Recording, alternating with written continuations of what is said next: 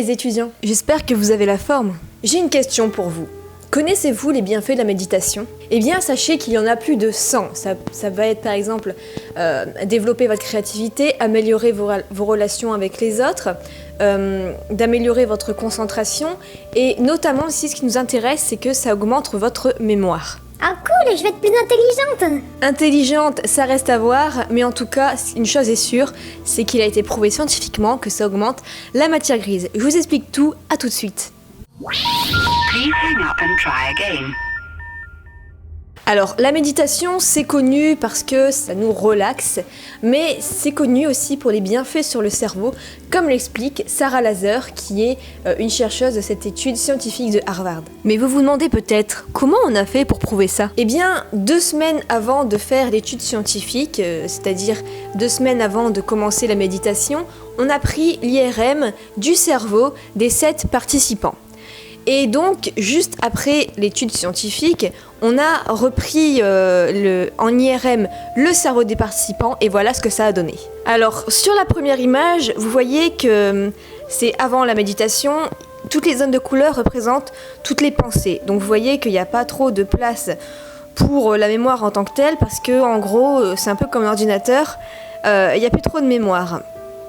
Et l'image numéro 2, vous voyez qu'il y a beaucoup moins de couleurs et on laisse davantage place à la matière grise, donc connue pour la mémoire, et donc il y a beaucoup plus de place. Donc il a été prouvé par cette étude, grâce aux IRM, que la méditation, ça développe la matière grise. Alors comment ont fait les participants ? Ils ont fait 30 minutes de méditation par jour pendant 8 semaines. Et en faisant mes recherches, je suis tombée sur la méditation moderne qui s'appelle le biofeedback. Le biofeedback, c'est tout ce qui est interaction corps-esprit.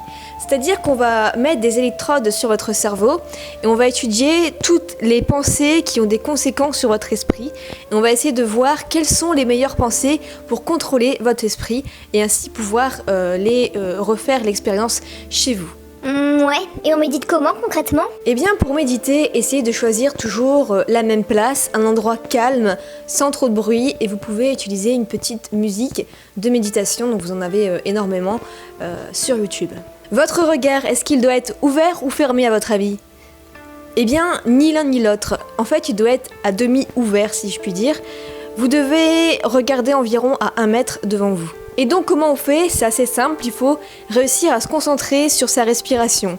Mais ce qui va être le plus difficile, c'est que, comme on a énormément de pensées chaque minute, eh bien, il va y avoir forcément les pensées qui vont encombrer votre mental. Et le plus dur, ça va être de ne penser à rien. Donc si vous avez comme ça plein de pensées qui arrivent, essayez de vous reconcentrer sur votre respiration. Et c'est en pratiquant que vous allez réussir à bien pratiquer la méditation. Dernière chose, c'est une application que je vous conseille si vous voulez commencer la méditation qui s'appelle Le Petit Bambou, qui est sur Android, donc je crois que j'en avais déjà parlé. Donc c'est en français, ça vous aide à vous guider pour commencer la méditation pas à pas. N'hésitez pas à partager cette vidéo si vous avez été étonné des études scientifiques de ces recherches, de voir que la méditation, ça aide concrètement à développer votre mémoire.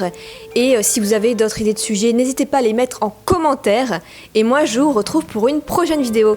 Mais avant cela, téléchargez gratuitement mon livre 10 hacks pour réussir dans vos études, disponible dans la description également. Et je vous retrouve dans une prochaine vidéo. Salut!